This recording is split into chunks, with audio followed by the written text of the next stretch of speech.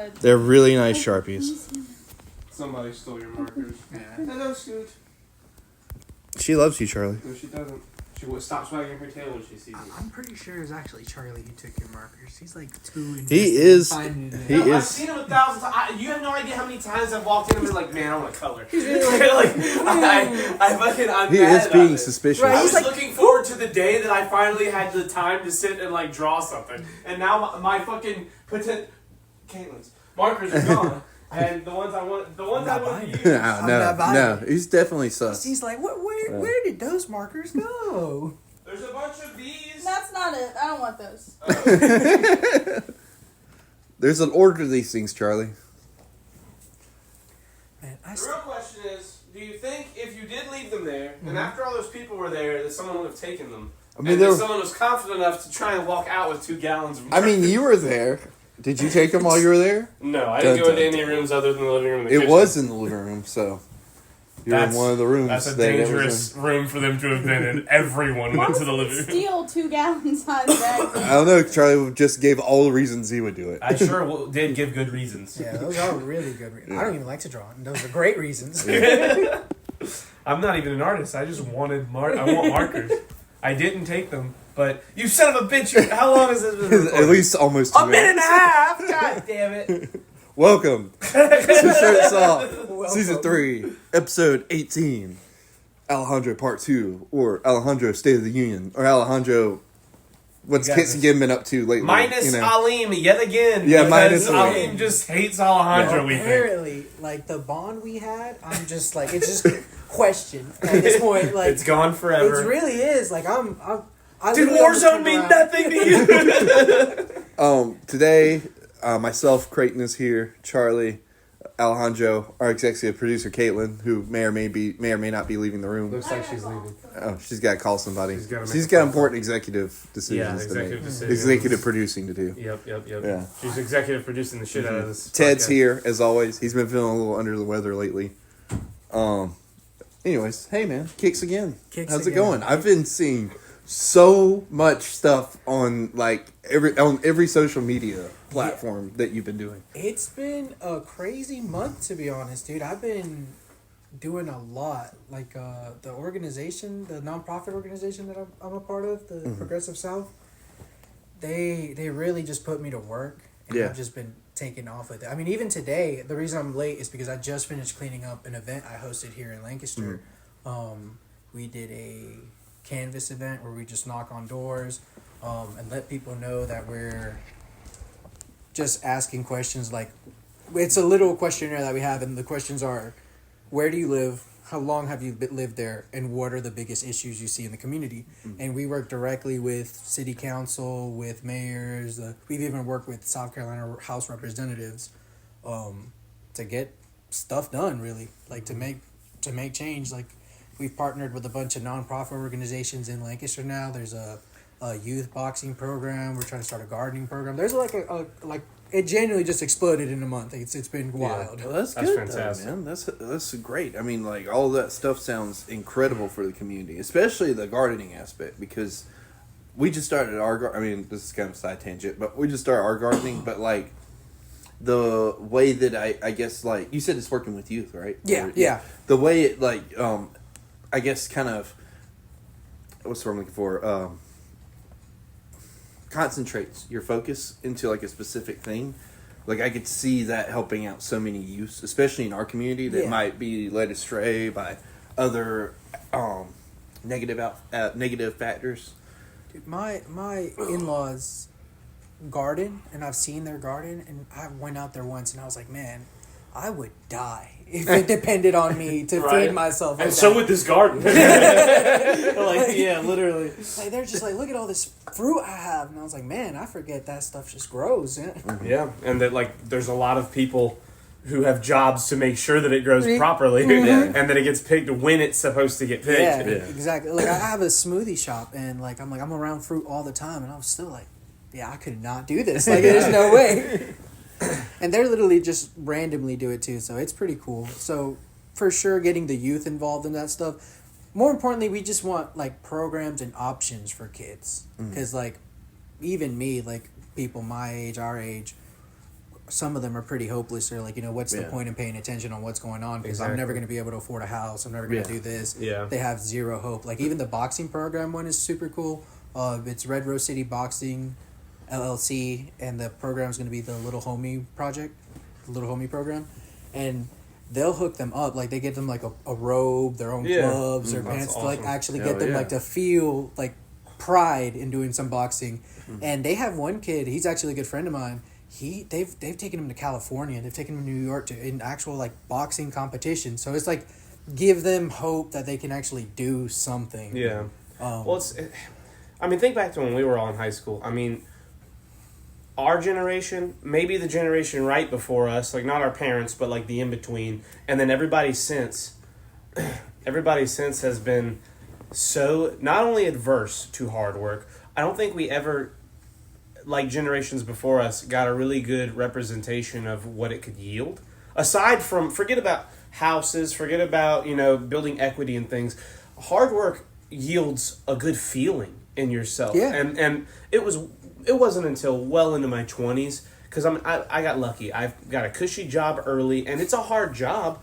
Like, it has its very difficult elements, and it's because of who I am that I was able to do it well and make decent money doing it. But real hard work. I've got a job that it's a hard way to make an easy living, but it's not like physically demanding, really. Right. I work at 3 nights a week. I mean, it's it's easy. But like, when I moved in with my roommate and we remodeled his house, the house I was living in, and like, I remodeled the bedroom I live in now, like, the awesome. satisfaction of finishing that our kitchen. You were there. Yeah. I was talking to Creighton, like, motioning him. That kitchen project was 5 months of our life, and it has become the hangout. Hangout of the epicenter of our whole friend group is sitting around our big kitchen island that me and my roommate built. Right. We laid the tile in that room. We laid brick for the backsplash of our Italian stove our gas stove that we had shipped here. Jeez. Like, we made a fucking gangster ass kitchen, that's and it took us months, and we used the shit out of it. I mean, it's unbelievable. And I didn't, and it's not, I'm not going to blame, like, my dad was a single father for most of my life. He was hustling to make money just so that we had a roof over our head, let alone he didn't have time or maybe the know-how to teach us certain things. And luckily for me, my roommate was able to be one of those people, one of those, like, not fatherly figures, but more of like a big brother slash... Gave you some guidance. Gave you guidance. And I've learned, I mean, man... I'm not going to sit here and pretend that I could remodel a house by myself, but if somebody knew exactly what to do, I'm definitely like a paintbrush that they could yield. Right. Wield, not yield.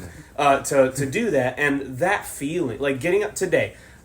I went to Cincinnati 2.5-ish weeks ago for like 5 days for a big trip with some friends, and it was great. I didn't go to the gym the whole time I was there, and I haven't been to the gym since I've been back. I got really back congested. The fucking weather started changing, and the last 2 days I have gotten up, walked a few miles, and then got a bunch of shit done in the second half of my day. And bro, like, I'm still a little congested. Mm-hmm. My nose is a little stuffed, but I feel so good. I mean, we fucking cleaned our patio. We weed whacked the whole patio. We fucking dug out our dumbass fire pit. We fucking cleaned chairs. We threw a bunch of shit that we didn't need away. Like, we got shit done today, and like, I feel productive. And people don't understand how good that is, not only for your brain, but for your like day to day, week to week, month to month life. Having those like reciprocating tasks getting finished, having tasks and getting them done is so important to your mindset. Because otherwise, you just get up, you watch YouTube. Yeah.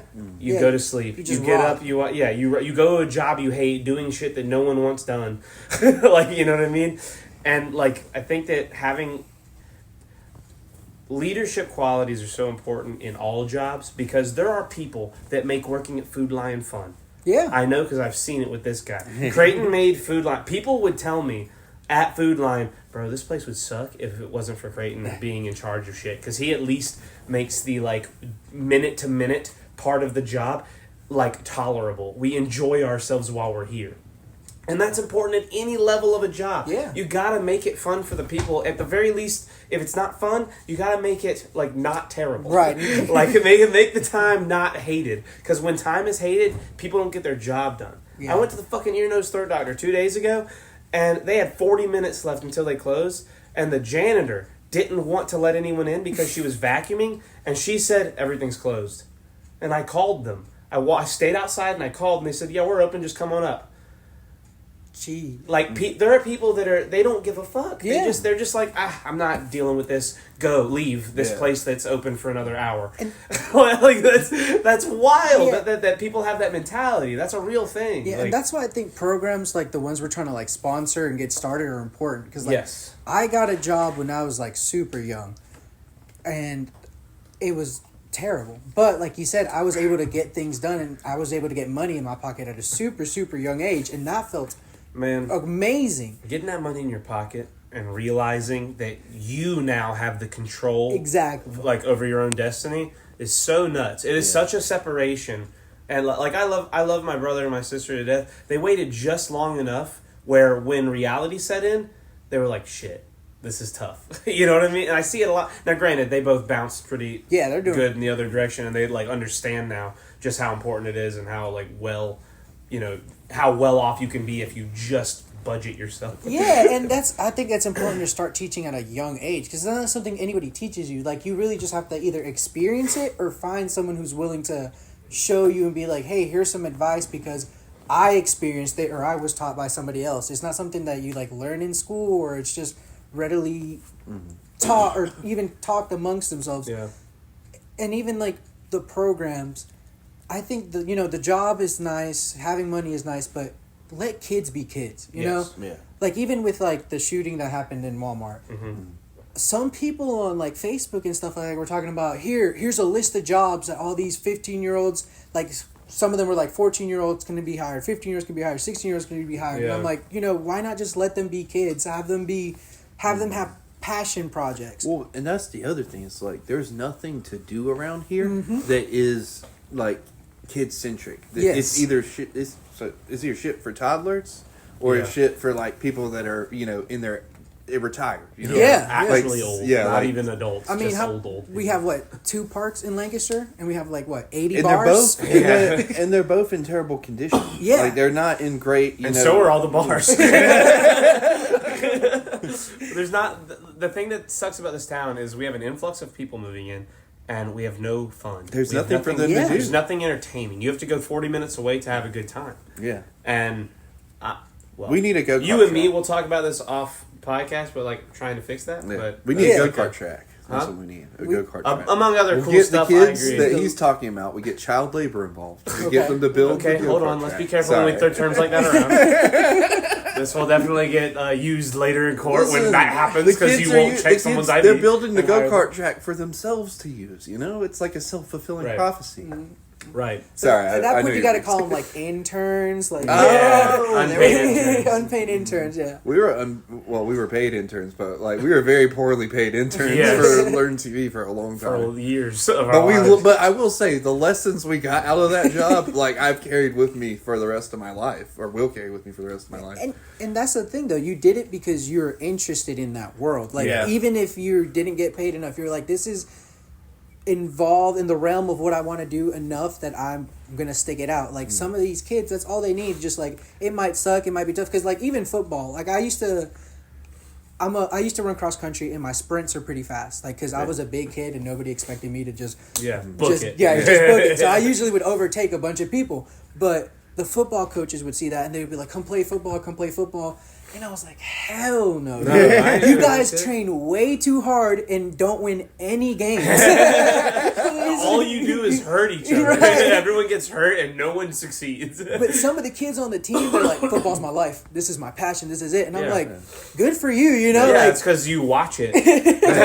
right. You know what I did a lot of in high school? I watched a lot of Call of Duty. You know what I got really good at? Call of Duty. Right. Like, it was really easy to get good at the thing you have passion for. And kids who get good at football because they love watching the Chiefs play every Sunday, guess what that's not doing? That's not like encouraging a healthy lifestyle. It's encouraging a lifestyle where you work out a lot, right, and you stay physically active, but you know what it also encourages? A lot of fucking brain damage. Yeah. And a lot of hurting yourself. Well, like, and physically. peaking in high school. And If you peaking don't, in high school. or peaking in college. Sorry. But if you like if you get to that level, and also even if you make the pros, like most of these guys are done by the time they're what, like late 20s, early 30s. The only person who isn't is like Tom Brady, who somehow made it to when he was like 70 and still looked like he was in his early 30s. Excuse me. But yeah, those are just like small things, because even if they don't make a career out of those things, it still teaches them that discipline, that motivation, the sense of accomplishment. So now we are shitting a little hard on Lancaster's football team, but we should They also play pretty hard though. We should also keep in mind the fact that our basketball program has yielded 2 national championships in like a decade. Crazy. Like a little town in South Carolina, the same town. It's wild. Yeah. Both now the female and males have finished have been national champions, which is nuts. Miss South Carolina also is from Lancaster. She just won that. I didn't know that. Yeah, this year she Miss South Carolina. Yeah, Lancaster. It's like Brownsville in New York. Like a lot of success comes from this town where like there's not a lot of success in the town, but a lot of people go on to succeed from that town. It's that natural. It's what fucking, not to be incredibly what's the word, relevant to now, but like Volkanovski literally won on Saturday at UFC and said that, and I'm paraphrasing, adversity builds you up. Like adversity is the most important thing, because if you have adversity, you always have something to strive for and something to overcome. And like, dude, that motherfucker, I'm not gonna get into a UFC tangent. Volkanovski's the shit. I love him. You're a champ. Your legs are ridiculous. Anyway, that's all. That's all I have to say. But yeah, like it's cool because Lancaster does have a lot of talent. Because even Rock Hill, there's like the amount of like semi-pro and pro athletes that come out of Rock Hill 30 minutes away. Yeah, like it's crazy. It's super cool. Do you want a drink? Sure, I'll take a water if that's cool. Yeah.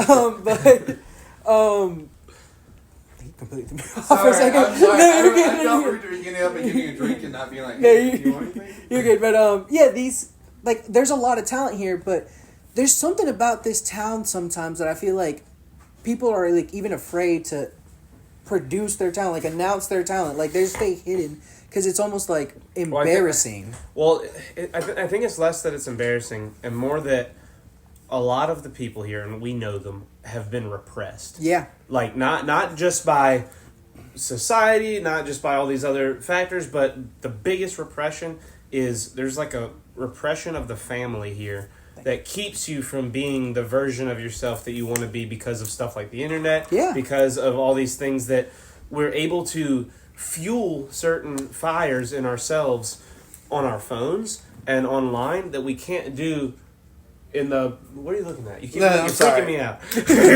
I thought the door was open. Okay. Yeah, I was looking to see. I was like, who's got the door open? And we have friends. I'm not going to drop any names, but like, for me... I have a whole nother life on the internet. Like I know some people have like air quotes, a whole nother life on the internet. I've got a legitimate ass whole other family of people that I travel this country to go see yearly, a couple times a year. I just went to Cincinnati for 5 days with a bunch of people I met playing Fortnite. That's fucking awesome. I've gone to Tennessee like 4 times with my main group of friends I've been friends with for almost a decade now. Like we go, my friend Shake has 3 kids. When I met him, he had no children. We go on family vacations with him and his girlfriend and their kids, and me and my buddy Nathan and my buddy Bumper.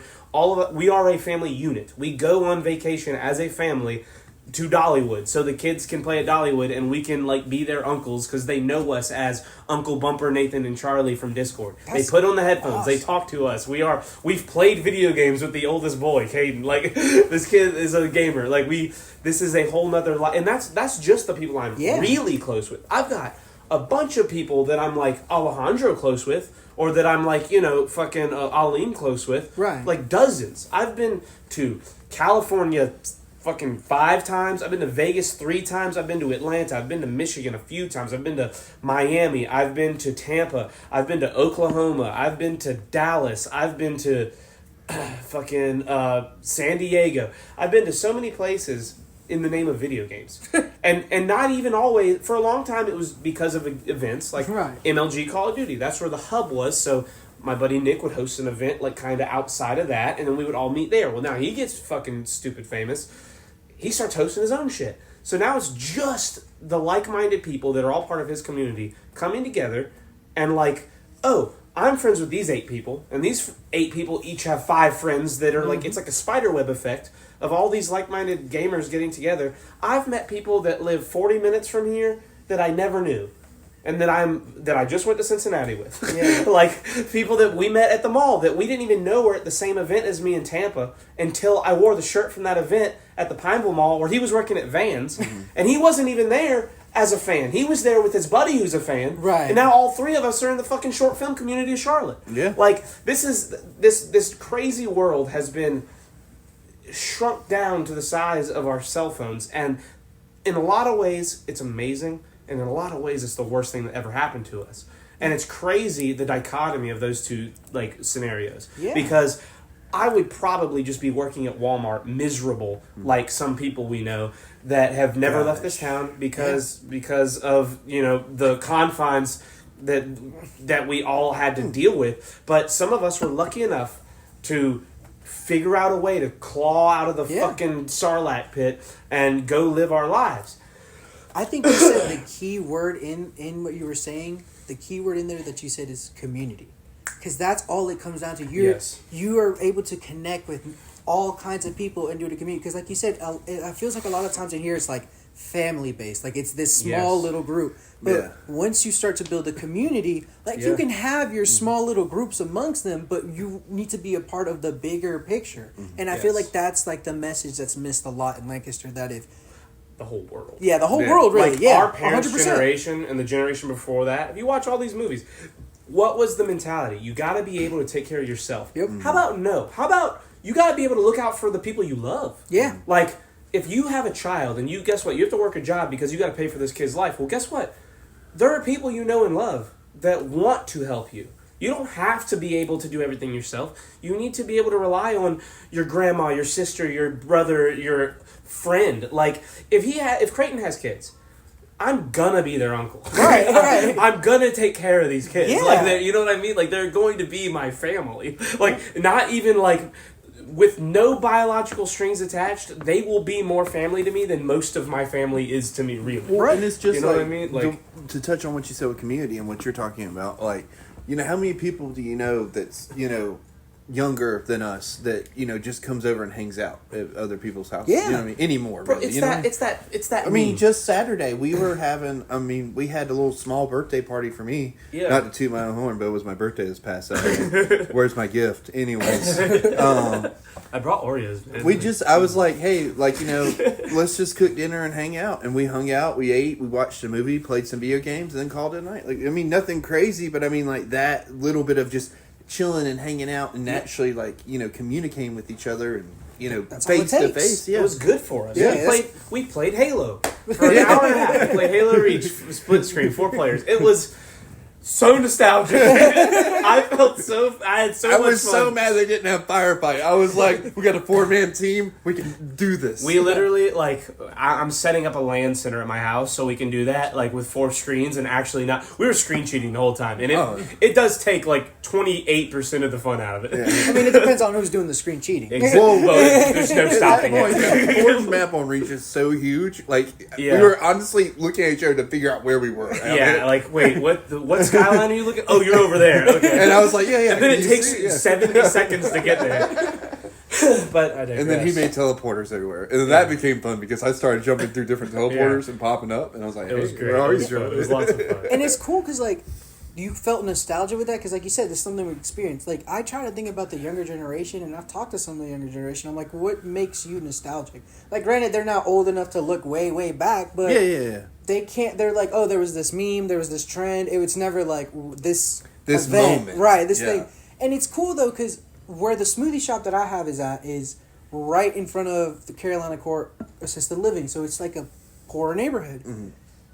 And some of those kids are still kids. Like, they've started... one of them came to the smoothie shop. Literally, one of them came to the smoothie shop got a cheesecake, left. The next day, there was 8 of them in there. Yeah. They all were trying a bunch of stuff. The next day, there was like 20. And now, at least 20 to 15 kids come by every single day.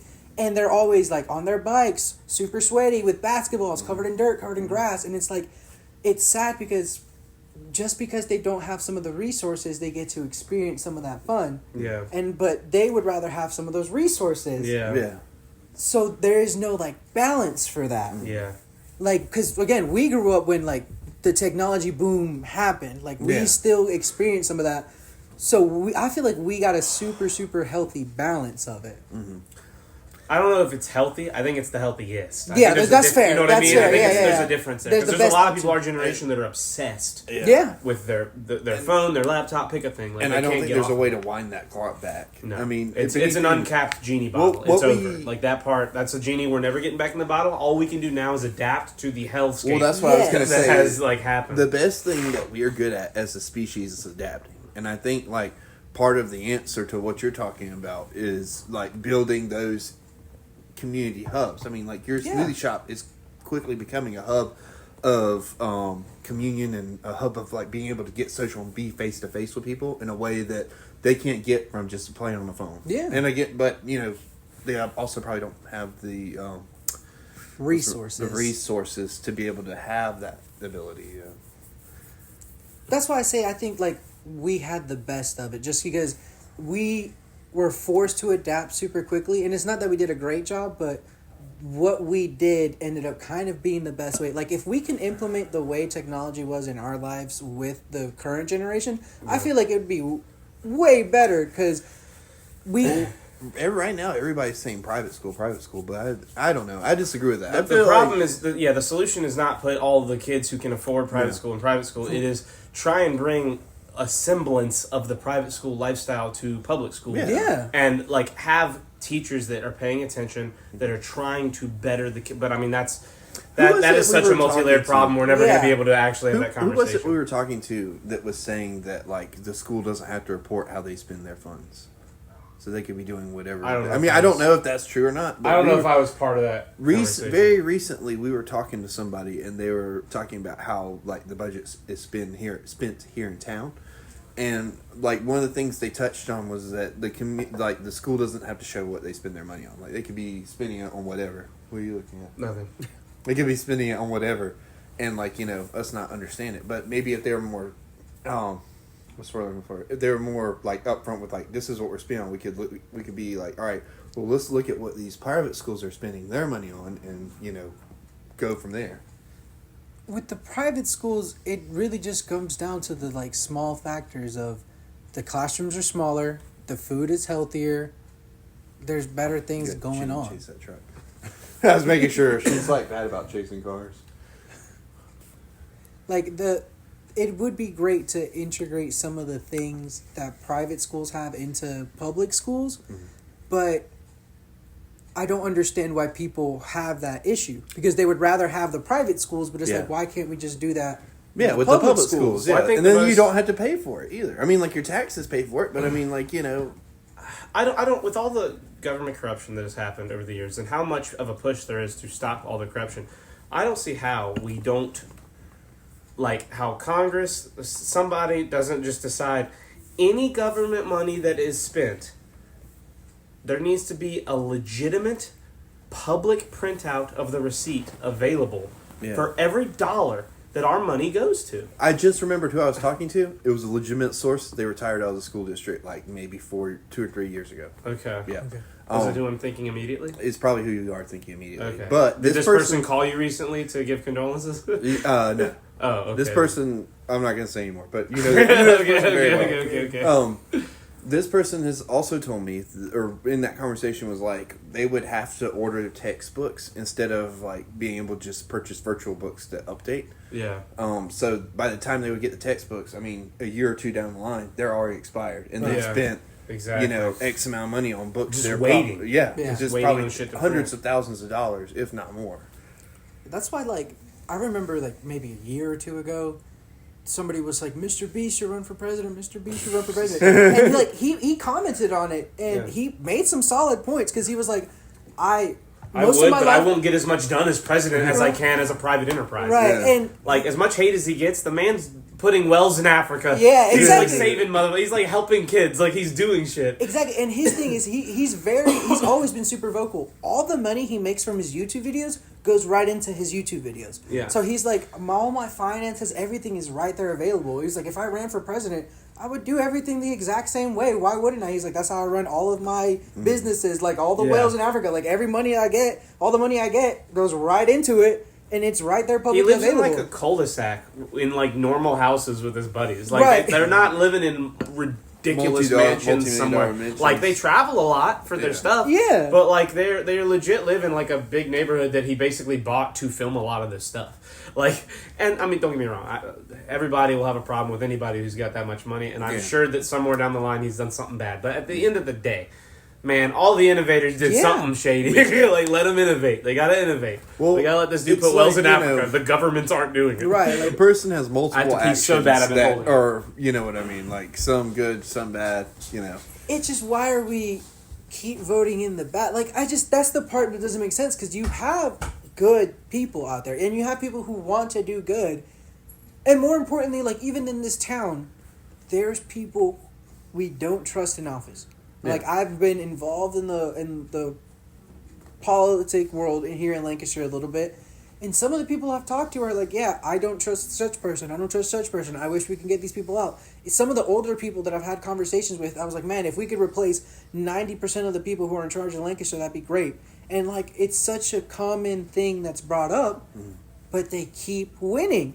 Well, I think when you look at, like, just at Lancaster, I think a lot of it is, like, majority of the community is not involved at all in local politics. And then on the grand scale, like, you have people that are only going to get involved in election years. Yeah. So they're going to, you know, read and listen to everything that's being pushed at them that day. Or, I mean, within that 2-year span or year and a half, however long it is, span before the build-up to the vote.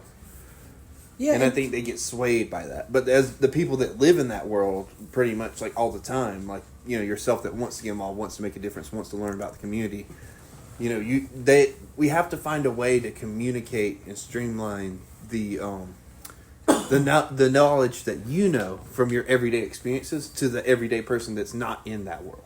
Yeah. And that doesn't want to live in that world because a lot of it is Exactly. loud and confusing and like, oh my god, like it's just being thrown at me, you know? I mean, and that's purposely done. Like they've, like even the current Trump administration has admitted that is one of the strategies. Just throw a bunch of shit at the wall and see what sticks, and just overwhelm the population with so much stuff. Because like even I've had to take a week off. Yeah. Where I watch the news every day. I listen to podcasts every day. Like, I don't know how you do that. I did it for this election cycle, and I was exhausted. And I only did it for the last 6 months. I guess mine keeps interesting because I like listen from both sides, like all Yeah. over the I'm side. trying to listen to both sides as much as I possibly can. Yeah, It's- it really keeps it interesting because you'll have one story covered by two different angles, and it's like, wow, that's like I hate how much sense both sides of an argument can exactly. make. Yeah. It's really annoying how much sense someone can... And that is the thing that makes me realize, like, way too many people are simply not hearing out the other side, because otherwise we'd have a lot of grace for the people that have Yeah. opinions Well, they that are don't want different us than to either. I Of mean, course, like if you exactly. think about like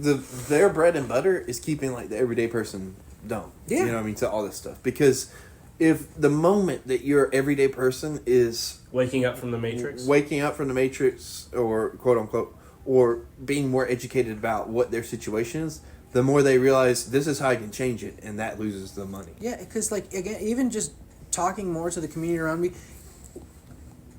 When the shooting happened at Walmart, I made a post on the like what's going on Lancaster Facebook group and a different one, and I got like a sea of hate, like just a bunch of what people. did you say? I just said that I said Lancaster. I think we're failing the youth. We need to, get some more stuff out here. We need to make sure things are safer, and we need to make sure we do something about gun violence. And that's how I phrased it. I wasn't like we need to take away guns. We need to. Yeah. And people were like, "You're not taking my gun away," and I'm like, Yeah. "Well, nobody even Oh, suggested that." I was reading some of the comments as that was rolling out, and I was like, first of all, the people that jumped right into like racism, like was Yeah. way too, I was like, whoa, okay, listen, like these are like silly people for sure that like they shouldn't be shooting each other at Walmart. But I don't think there's I don't think that's a reason to use the N-word. Yeah, dude, it's ridiculous. Like, they're like the usual suspects. And I'm like, how dumb are you? Look at the stats. The usual suspects are white men. Like, and I don't bring that up as to be like, no, that's the problem. They're the problem. Yeah. It's just statistically, that's just what happens. It's very sad that this happened to these kids. Yeah. I mean, and that's what they are. They're kids. Exactly. The oldest one was 19. Dude, that's the part that frustrates me the most. Like, I'm 26 now, and I have old people who come up to me, and they're like, how old are you? And I'm like, 25, 26 when it was happening. Yeah. And they're like, oh, you're just a baby. You're just a baby. You know, you still got the whole life ahead of And you. we're thinking at this moment, like, you're silly, you don't know what you're talking about. But, man, now I think back to when I was 19, thinking the same exact shit. Exactly. And now I'm thinking about this kid who fucked around and shot his buddy, and, like, ruined his life. And I'm like, bro, I'm a decade ahead of you. I'm still a little kid. Yeah. Like, we are literally Think about the people children. that are like Mike's age. They're like, oh, Yeah. you youngins. And then you got these grown-ass adults that are like, these men are terrible, they're evil men. Yeah. You throw the book at them, they deserve to be treated like adults. And I'm like, why? Listen, like, I'm going to say it the way that my mother said, there's nothing a good ass whooping can't fix. Yeah. But like, sometimes. but that's the thing. Discipline, that's the thing. for sure. Yeah, discipline. That's what I'm getting at. Like, I don't mean physically we're going to beat their ass. Right, I just mean like, I don't know, by the time they're discipline- 19, they might deserve a couple slaps. Yeah, for but, sure. You know? but like little kids. But deserving an ass woman doesn't make you an evil person. Yeah, exactly. It just means that you need to be like, disciplined a little, and then shown like, hey, there's a better way. You know? My brother is very ignorant. I love him to death, but he was an Andrew Tate fan. He was my God, really? He used the N-word frequently and like hard R. Like he's very, very ignorant, but he moved out of the house at a very young age, moved in with some like Southerners. So like I came to pick him up once, and they There's were some like, people you're talking about. You better be careful. so he's like took in their culture, I guess we could call it. But he is genuinely one of the kindest people in the world. Yeah. Like genuinely, Yeah. like he's. The best word you used was ignorant. I mean, like, Exactly, and these things that people say, the words they use, it is not like dictating the human being underneath the skin. Like, it is dictating the environment that they are being raised in. Yeah. And like there are some of the most loving people I know are some of the on paper shittiest people you'd ever meet. Yeah. But like, if you get through to them, they're this sweetheart of a human Yeah. being. They've come up in a different direction than the rest of us did, and they think this about Group A, and they think this about Group B. And, like, you say that to some, half-woke person, and they're like, I'll never give them the time of day. There's no reason we should give up on those people. We should give up on these people that think this certain way. It's like, bro, you think a certain way. Exactly. That's how they think about you, and we're never mending fences if we're not giving each other the understanding that we can change and we can, like, see the other side of the idea. Yeah, I think people are just very quick to jump to that conclusion because those are the videos that get famous. Like the Exactly. crazy ones that are out there. So you're just assumed the moment you support this, you're automatically fall into this lunatic category. Yes. But like a majority of the people aren't, and especially when you live in a system where you're only given two options, there's a lot of people are in the middle. Yeah. I think too, if you talk to like what we were talking about, like just talking to people face to face in a community hub, like you get to lose that ignorance, especially if you go outside of your comfort zone, because then you're seeing, okay, I might not agree with this person, but they're not an asshole. You know? Dude, the amount of times that in this town somebody has looked at me and has said, you know what, for a Mexican you're all right. You know what, you're the first Mexican I've ever. Not gonna lie, for a Mexican, you are pretty cool. I think you said that in the last podcast you were on. Yeah. Because like that's how like wild it is, and I'm like, thanks. And the craziest part is when people say that, they only mean it for what it sounds like. Exactly. They really think that's like a really awesome, nice thing to say. Yeah. And that's the sad part.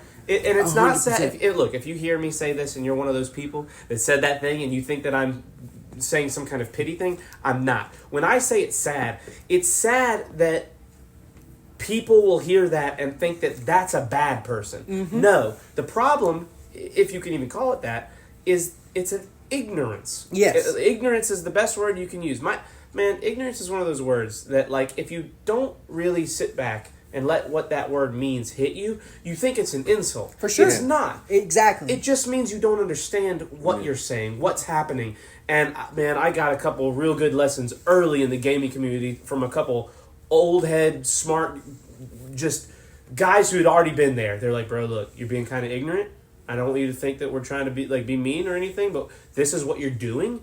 And, like, if you stop doing it, you're going to have a way better time in this community. Right. And, like, I'm so glad that happened because I might not have become friends with some of my people, you know, if I had not known these little subtle things about that community. And that is the same thing with these issues in these towns and these small areas where these situations happen. And, man, if people can just pull back, let me rephrase.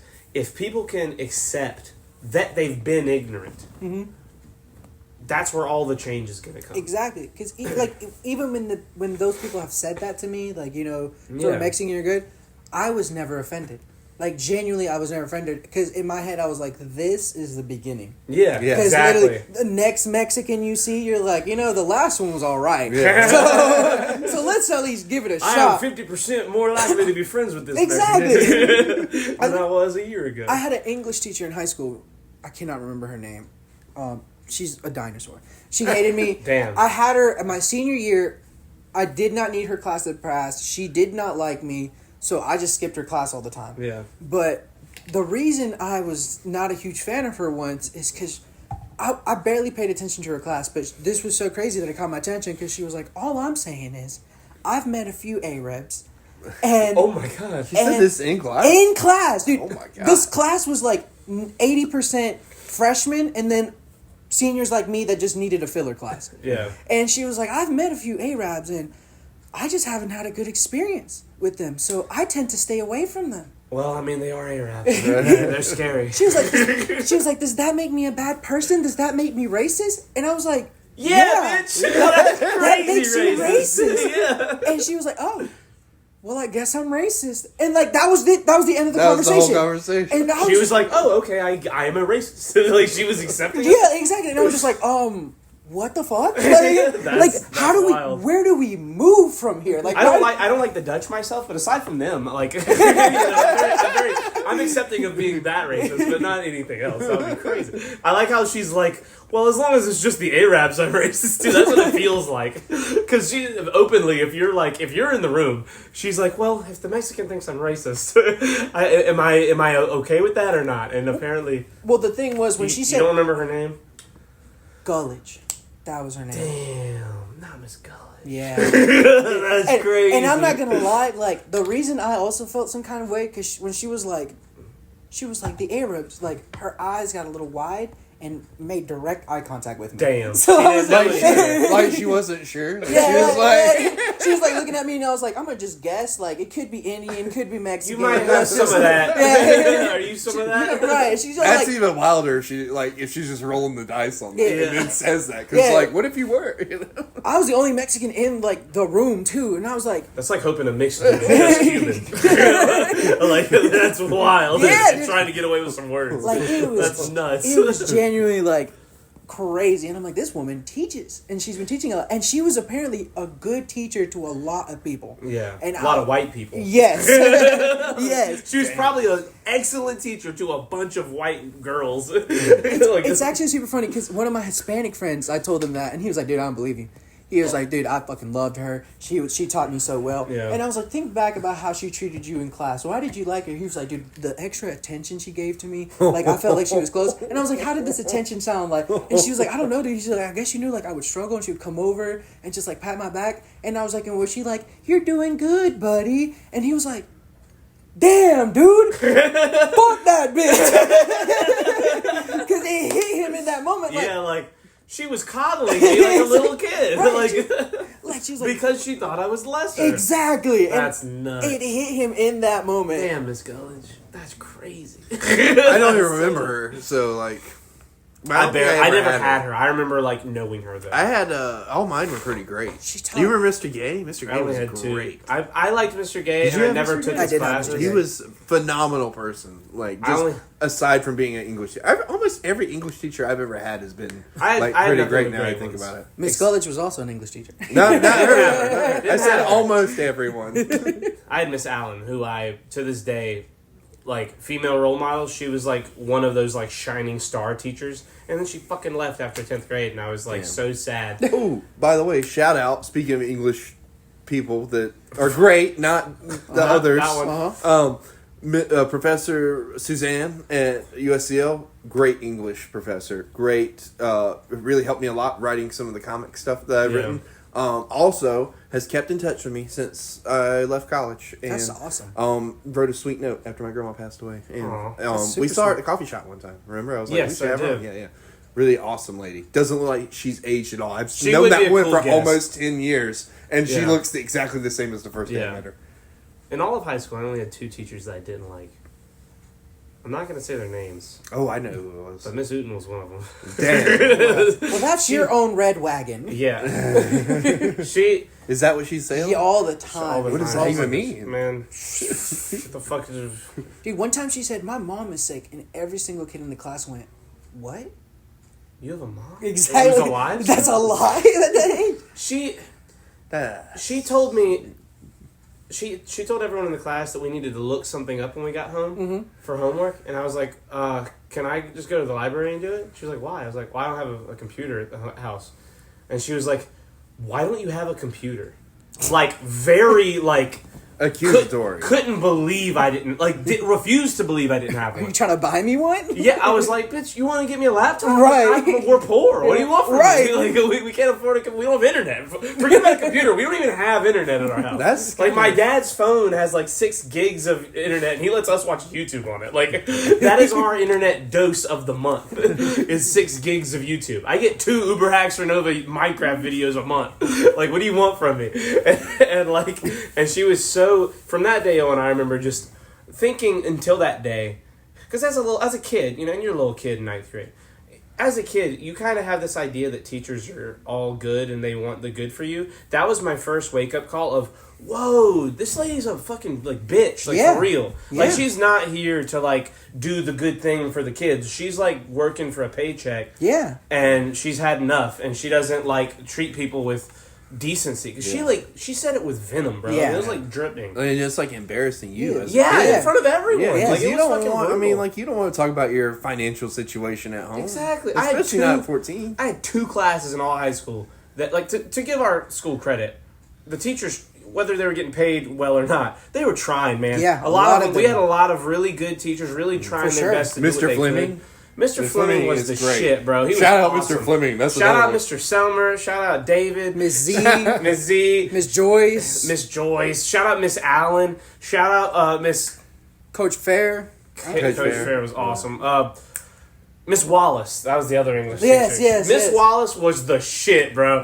I love Miss Wallace. Shout out Miss Cawthon. She wasn't I never had her, the best of teachers in terms of teaching. but she cared. But she was, oh my God, I showed up late to class once, and she was like crying, because she was like, I thought you were dead. I'm like, it's second period. I was late. I was tired. I'm Right, sorry. Like, what are you talking about? Yeah, relax. But she was like, I thought you were dead. That's like the most emotionally manipulative stuff I've ever heard. I was from a never teacher. late again. It worked. It worked. Please don't cry today, Miss Holly. I was 5 minutes early to every class. She's already crying. Miss Knight, the French teacher. She was weird, but she did care. She was, because she had students our age. She had kids, our Yeah. age. And so she was weird because she was raising kids our age. Yeah. So she was being a mom to everybody. Until I took her class, I really didn't like her. But the way that you, like, when you see a situation unfold... Miss Knight, if you ever hear this, I'm sorry for judging you in this way and explaining it, a decade later. But I was definitely, like, cognitively aware of, like, oh, she's definitely struggling a little with teaching a bunch of a class the size of a class full of kids the age of her children. Like, Yeah. she is seeing this teaching thing in a whole new light, and she's kind of being a mom to everyone. Yes. And sometimes it was annoying, but she did care, and she was very nice. So I took all 3 levels of French with her daughter in her class. Yeah. How was that? She hated me. Like genuinely, she hated me. Her But daughter or her? Her. Oh, okay. I love her daughter. Natalie, she's Natalie's great. the shit. She She's was so great. cool. One of the sweetest She's girls married I've ever now. met. Yes, she To, is. Congratulations. Zach. Yeah, Shout out. congratulations. Isn't that wild? Yeah, it's Motherfuckers we went to school with, Right, like right. getting married, starting families. No, they got a house and like a car. And I know, stuff. it's They're crazy. Like little They're like adults. they're whole ass adults and shit. What are we doing? Just running businesses like children. the reason she hated me is I don't know if you guys know this, but I actually went to an elementary school in Rock Hill that taught French. We were like an international school. Yeah. Every morning we said the Pledge of Allegiance in French. Every day we had a French class. We'd have 3 times a week. Shit, We don't had ruin Miss Knight's French class for me. Dude, Here we go. I'm so scared.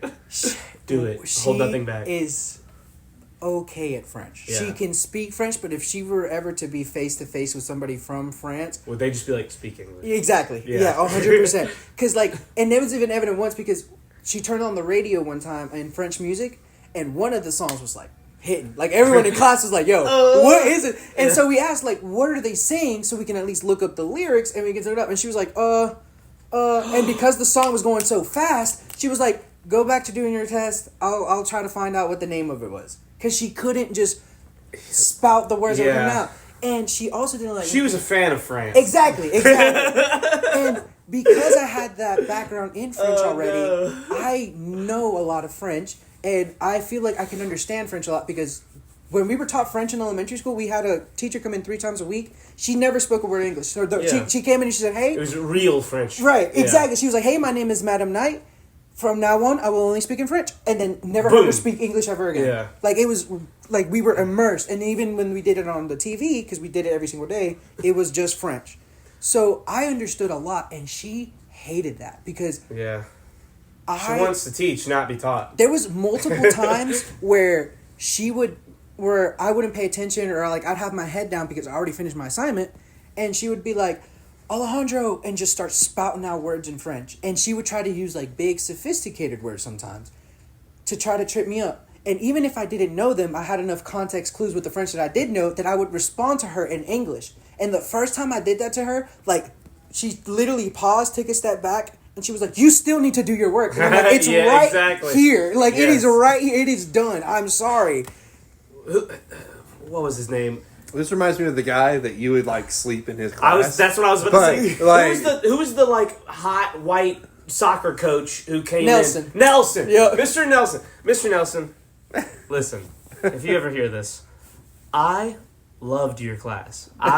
His class was great. He was funny. He was the cool teacher. Yeah, he was fun. He was making jokes. He was if we were teachers now, we wouldn't give a fuck about what these children thought of us. So we would just go up there and do stand up. Like, we would sit up there and be funny to a bunch of children and make them laugh because it's easy. Right. He was perfect. He was hilarious. I loved him. He hated me so much. His class, I've never aced a class harder in my life. His exam was 100 questions. I finished it in 9 minutes.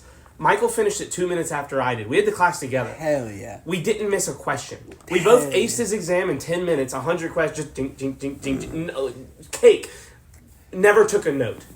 I slept through his entire... It was the easiest class I've ever taken. And he hated me for that. Or at least did not respond nicely to me. He was he would walk up and kick my desk when I was like just closing my eyes. I'd literally be awake with my eyes just closed. I don't get it. I'm like, dude, You do that now, and I get it. It's Yeah. kind of annoying. I'm sure, I guess. But like, bro, sometimes you gotta close your eyes. Miss Knight hated me because I've fell asleep in her class so much, I learned to fall asleep with my pencil sitting up in my hand. So it would look like I was taking notes because I'd fall asleep. Like that? Yeah, just the pencil standing yeah. up. So We were all very deceptive. We could have been spies. We're so good.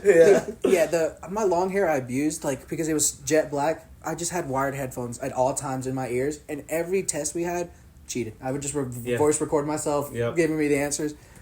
I felt bad about it, but I was one of only 2 kids in her French class, or one of only 2 boys. So it was literally me and like a bunch of girls, and I was like everybody's cool. I was a senior when they were all sophomores. So like I was the like older dude in the room full of white girls, right? and I was already older than my grade. I was 19 when I graduated high school. I'm like 19 in a room full of 15-year-old So you were girls. the forbidden fruit. I was the forbidden fruit, and like I was like flirting with all these girls all the time, just being all of their Whoa, cool like older. I think you're kind of admitting to a crime here. 15 and 19 in high school. 4 years apart, but I never acted or anything. But I was at the end of the year when you're allowed to just leave for the last 2 weeks. Yeah. I came back like the very last day of school and surprised the French class, and everyone was like, "Yay, he's back!" Return of the King. Yeah, and we were all speaking English because no one Right. spoke French in that first class. She was not a great French teacher. I don't remember. I can tell you if someone's speaking French, but I don't know what they're saying. Her rendition of Eau Claire de la Lune lives in my head rent free, dude. I remember that. Oh my god. That was she terrible. she was passionate about her singing. She wasn't great, but she was passionate Yeah, about she that loved singing. it. Good for her. On this night, I like the Yeah. human being. Yeah, exactly. Don't love the class. Yeah, Didn't enjoy, but you know, Miss Knight, love for real. We Love had to a Miss lot of Knight. good. We had a lot of good moments. I'm realizing just how public this might get of our podcast, the one about our local stuff that gets seen by our friends the on ones with Facebook. Alejandro do pretty good numbers too. Exactly So, what I'm saying. Like all of a sudden, like fuck, Or so I've been told Mr. Nelson by our might executives. actually hear this one. It's kind of crazy. Someone might tag his ass, know, and it's if you crazy. do, People- don't tag him, people. But if you do, Mr. Nelson, one more time. So sorry. Love you, man. He was a great guy, but oh my god. And if Miss Sutton, if you hear this, like fuck you for real though. Actually, I'm kind of glad you heard this, and you need to change. Let this be. Dude, she's Let probably this be retired, man. Okay, This has cool. been That's like good. 1,000 That's good years for the ago. youth of this town. Exactly. No one else has to go through that. There was only Yeah. one other teacher, and honestly, that I didn't like, and really, with hindsight, that was a me thing. I was kind of shitty in that class. Miss Johnson, I'm sorry, you were cool. not Miss Johnson that taught geometry, but Miss Johnson that taught computer lab at the Career Center. You specifically, I apologize for my misbehavior. We can definitely for sure say at least like 90% of the teachers at LHS Yes. gave a shit. Dude, Like, genuinely cared. 4 years. Tried. 4 years. What? 34 teachers you have in 4 years in high school. 2 I had problems Exactly. with. Everyone else was awesome. Like overall, great teachers. Mr. Nelson wasn't even one I had a problem with. Exactly. Like, I loved that class. He just didn't like me. I had a great time in high school. And it sucks because like those small percentages of teachers, like that's enough for some of these private schools to be like, this is why we need to have private schools so we can have better teachers. So Yeah. we can have, this well, is fuck that side of it. Those couple teachers are the reasons kids remember high school badly. yeah. Yeah. Like yeah. you can have nothing but good. It's like it's like comments on the internet. You could get 200 positive comments. It's that one negative comment that strikes you to your fucking core, that makes you hate everything about the thing you produced that had all that happiness and that generated 200 positive comments. Right. One negative one can bring the whole fucking thing tumbling down. We haven't had that moment yet in our like online career, like which is We've kind of had crazy. it. We making just it. we're good at ignoring it. We had a Twitch chat, bro. We did 300 episodes of a podcast with people Who talking Twitch- shit. Was somebody talking shit? People talk shit so many times. Oh. You don't remember it because we didn't No. care. We let it roll Yeah. over us. Remember Katie DeCito, man? We had a couple crazy shits Yeah, with that's Katie crazy. DeCito. We're Yeah, not but she talking. didn't say anything like bad She about said us. pretty bad stuff. Oh no, she said bad things, but not about us. Yes, not about sure. It's different. As long as it's not about me. Yeah, exactly. I'm just saying, I haven't come across that one comment yet that's like, your podcast stinks and you should kill yourself. It's because you we know just what I mean? banned them right away. We always ban those. No, I'm talking comments. about YouTube. Like, since we've started doing this. Oh, true. Well, again, eyes. It's coming. It's coming. We're crazy. One thing I've been trying to do though is look at the opposite. Because again, even with that Facebook post that I met, it was like Yeah. a lot of hate, a lot of hate, a lot of hate. But after like a day or two, people started commenting on it again, and it was just people being like, "I agree, I support," or even arguing with people in the comment. Or at the very, I love when people are like, while this might be kind of harsh, I see where you're coming from, but I also think this. You know, trying to Right. I really like when people are like actively like, I disagree with you, but I get it. Like, give people the olive branch. Yeah. The olive branch, there's a reason that shit's in the Eagles' talons for this country. You have to give an olive branch to motherfuckers, bro. That That's Facebook important. post is what connected me to 3 different nonprofits in Lancaster. Like, and now we're gonna do some work together. Like, we already have projects set up to go do things. Yeah. We just are getting the funding, getting the dates, and all that stuff. But and even one of them called me. He messaged me on Facebook. He gave me his number. I texted him, and then he gave me a call. When he answered the phone, he was like, "Okay, man." He said, "I just want to be honest from the get go. Me and you are not gonna agree on a lot of stuff." Yeah. he has a certain position in the police department, and he's like, we're just not going to agree on a lot of stuff. There's some things, I can give you stats, I can give you this. We're just not going to agree. But one thing you said on there was, we need to do something to help the youth. Yeah. And he said, I read that one sentence, and that was enough for me to be like, hey, I'm going to reach out to him, and I'm going to work with him. Yeah. Yeah. Like, that is what... And that's what one hell of a fucking olive branch. Yeah, That's exactly. That is Like, sick. it is crazy. Like, he literally... That's how the conversation started. But that's how the conversation should be. You know what I mean? Exactly. Like, even if we don't agree, we both know we want to do good for our community. We just Yeah. don't agree on the how, but we can figure that shit out. Yeah, exactly. And, dude, we had a... There's an awakening happening too. It's Yeah, not, this isn't just exactly. happening in Lancaster. Yeah. Like this shit's happening all over the place. We're seeing it. Yeah. We're seeing it happen in real time. And that's why I'm doing the push now, because now is the perfect opportunity for this. Because everyone is upset. Because we're having the same situation now that basically got Trump into office. Everyone was upset. Everyone was scared. Everyone was confused. And Donald Trump was one of the only people who got up on stage and was like, I am also pissed off. I understand why you're pissed off. I'm You gonna have throw a the- bunch of shit at the wall and see if what can stick. Exactly. And so now that people have experienced that and are like, holy shit, Yeah. now is the perfect opportunity because everyone, and it sucks that it takes this, but it is the opportunity for people to come in now and be like, here is the other option. Well, that's that historical cycle that we Yeah. were talking about last time. Like, I mean, it comes around. It's like the rise and fall of the tide, you know? It's like I told you last time. I'm really happy to see the other side of this because I think this past time was the time a lot of people were like, all right, enough's enough. I'm ready to, like, for us to stop arguing with each other and saying ridiculous shit to each other and just, like, figure out a way to work together to make our situation better because right now it sucks for everybody. Yeah. And the biggest part about that is just the more negative your voice, the louder it seems. Those are the ones that get the most attention. Those are the ones that become viral is when people are yelling at each other. Because that's a side of politics is kind of boring. Two people sitting at the table and being like, yes, yes, yes, yes. It's kind of boring. Yeah. But I think we're coming down to the side of like where now yelling negative shit at each other is getting boring. Exactly. It's and tiring. now it's sexy to see each other shaking hands. Yeah, it really is like low key. Like mending fences is becoming sexy. That's what we need. It's a funny way to put it, but like, damn it, if that is not like an accurate way to put it. And it's even evident here in Lancaster because even the canvassing event that we were doing, right? We set up at the smoothie shop that we have. Again, Carolina Court is like half a block away. Yeah. So we went from our smoothie shop, just walked into Carolina Court and started doing canvassing.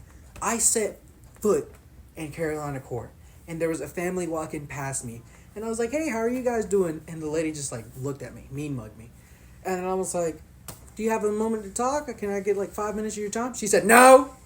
I was like, "Okay, well, just to let you know, we're giving out free food at the end of the street. Regardless if you want to talk or not, please feel free to go get a sandwich, a hot dog, whatever you want that we have available for you." Yeah. And she just stopped and stared at me. And she was just, like, livid. Like, she was genuinely, like, pissed at me. Because she was on the way to get the hot dogs. Like, she was already on the way.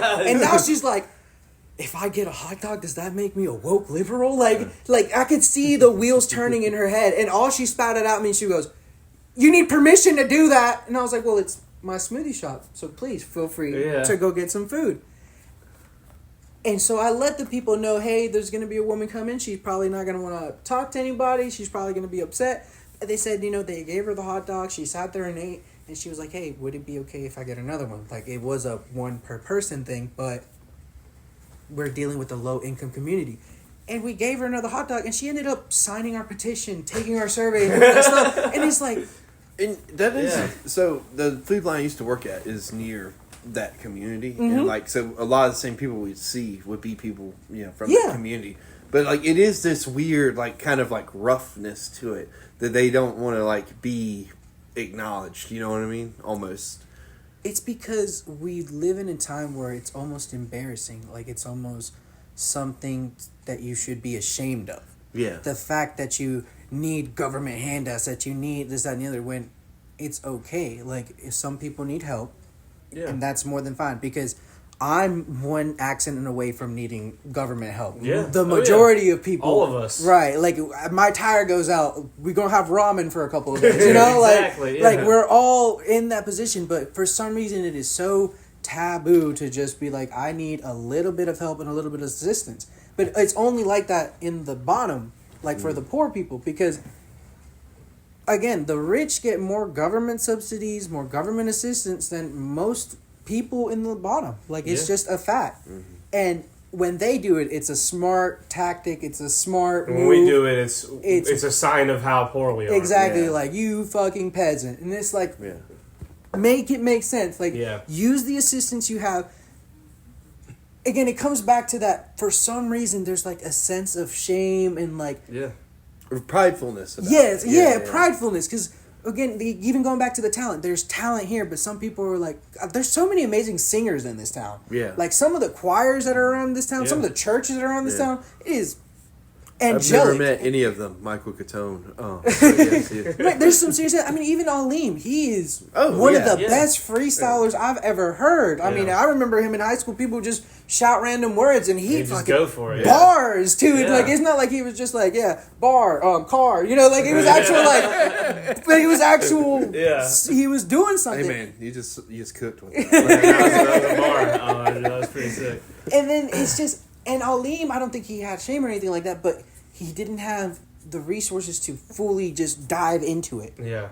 And that's And just still waste- was able to produce a ton of and unbelievable really shit. good And still is shit. producing it. Yeah, and he's Yeah. still doing it, and it's hard, but there is no assistance. There is no way of being like, we believe in what you're doing, and we're gonna try to push it.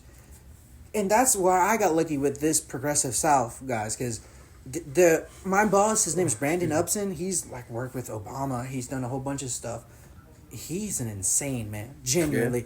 Like, I've literally been like, hey, I have this idea, and I don't know about if this is possible. He's like, dude, if you want a building, let me know. We'll figure out how to get the building. Yeah. And I was like, oh, okay. Like, he's owns a newspaper. Like, he's a genuinely like, Yeah. he's Trying to move shit around. yeah, like he genuinely acts. And like, I've had issues where I'm like, man, I'm pissed. Let me give him a call to try to figure it out. And 2 minutes later, he's like, okay, we'll do it like this. Like, he's Yeah. the guy for strategizing. So I got lucky in that aspect that community organizing, community service is something that, not to like brag, I feel like came naturally to me. Yeah. It's really good. I am lucky enough to where when I speak, a lot of people are like, hey, let's try to listen. I don't think I have a good voice, but for some reason, like, I don't have a radio You voice. got but a great voice. but I can somehow capture people's attention. And the fact that now I have the resources to just do it, we've actually been able to bring some really cool stuff to Lancaster. Do some stuff. Like, not to like hype you up too much, but like when you speak, there's obvious thoughtful intent behind it. You're not just like saying the first thing coming to your head. Like, you sit and you think for a moment about what you're about to say. And as you're saying it, you edit what you're saying when you realize you just said something that is not great. Like, thoughtfulness and being reasonable is something that we've lost sight of. I'm trying actively to be better about it myself, but I'm really bad at it. But like, you speak with thoughtful understanding. You are somebody who, as you're talking and as you're trying to say something, you're not just trying to say what you're thinking in that moment. You're trying to say what you want to happen. You're like trying to bring it into the people. You're trying to see that the people that you're talking to are getting it. You're not just saying it and like, well, I said it, they should get it now. Like, you're really like trying to help us understand that. And not just us, but people. I've seen you talk with everybody. That's how you are. I mean, you're a good communicator. You're using what I like to refer to as the economy of words. Shut the fuck up. I don't even know what that means. This is a long-standing back and forth Creighton and I are having right now, this economy of words subject. This is Charlie's trying to take credit for my idea. Basically, you're using is like, you know, I'm not taking the credit for fewest any amount of words your as ideas possible. or my ideas. This is Joe Rogan's idea. You're trying to get across your idea with like the simplest way to get it across, and that's, you know, something that speaks to people, because people don't like being talked down to, and sometimes the people that have the big ideas can't communicate them effectively. And I appreciate that for sure, because I try to let people understand me. I try to understand people more than I want them to understand me, because even if you don't understand me, even if you don't agree with me, that's not going to stop me from doing what I'm doing. And at the end of the day, what I'm doing is try to make your life better. Yeah. So as long as I can understand where you're coming from, that's like my big thing. Because even, again, going back to that Facebook post, there was one dude who was just having a back and forth with me. I responded to him more than I should have, for sure. Yeah. But... God, been there, fucking done that. And like, it's crazy how Facebook has become Twitter. Like, it really is. And it's just frustrating because, like, I was trying to speak to him, like, on a down-to-earth level, on a way that's relatable. And at the end of the day, I ended up being like, well, the statistics based on the study of this is it. Because, like, I was like, I don't even know how else to come, like, to get you to even understand. And he just kept repeating the same stuff. And so I was like, you know what, dude? Have a good day. Yeah. I'm going to keep doing what I'm doing. You're going to benefit from it. And even if you don't thank me, you're welcome.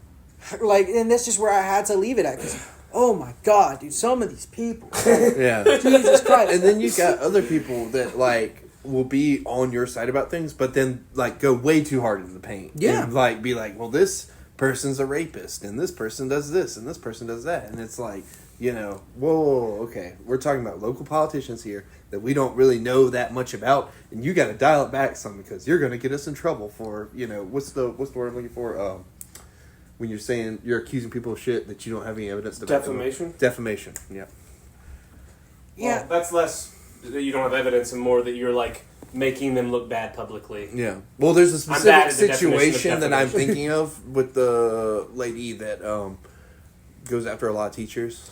Oh, You where know she what I'm will talking just about. like Yeah, be yeah, talking mad yeah, shit based on the testimony of 16-year-olds. Yeah. And as if it's like concrete truth. Yeah, I've got a friend. yeah. I've got two friends And, actually like, who are teachers who have like- suffered because of this lady. Yeah. And I appreciate the effort because sure we do need somebody double checking on these stories for us. She does it But- very aggressively and Yeah. very without looking into anything. Yeah. She just assumes that her grandchildren are telling the truth. Yeah. and that they cannot. There's nothing they could say that's a lie. And like Everything that's they problematic for many reasons. But that's it though. Like, that lady's like that with her kids, but there are people who are like that with a lot of people. All like, the students. No, Yeah, like yeah. I'm not saying I don't see where she's coming from. She just is doing no homework and just attacking Yeah, teachers. exactly. And it in the long term, it's going to hurt like what she's initially fighting for because what's going to happen when somebody legitimate comes to her and she spouts off and nobody believes her? Yeah. Exactly. And that just happens a lot. Like, it genuinely does. Because, again, you have a lot of people who are, like, half Trump flags, Trump shirt, Trump hat, and everything. And you're like, okay, name one policy, name one thing he did that you think you genuinely benefited from. And they just can't name anything. Mm-hmm. Like, they just can't name anything. Or they'll say some catchphrase they heard online, and Yeah. that's already been debunked. It's already the been only guys wrong. that do are the ones who are being filmed because they know that it's happening. They're wearing a Trump hat because they want you to debate them. Because there are some things I'm sure he's done. I'm not reading everything he's doing to see what it is, but all these people that blindly support him just like what he said.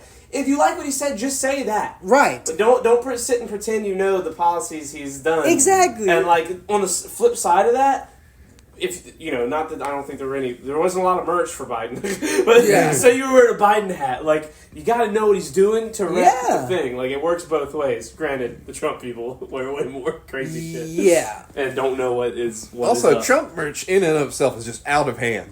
I pass like 50 Trump stores on the way to the beach all the time. Yeah, Like, that that's makes no wild. sense. Dude, again, my favorite one is always "In Trump We Trust," and I'm like, you guys are replacing the word God. Yeah. like, Yeah. like, you guys understand that? That's a little scary. That is Yeah. that is a scary realization. You saying that in front of me now. The scariest image I've seen out of all of this is like all the people gather around him, touching him and praying. Like I'm like, whoa, okay, listen. This is getting real silly. Listen, he's not a deity. He's a man. He bleeds. We saw it. Like, We saw it.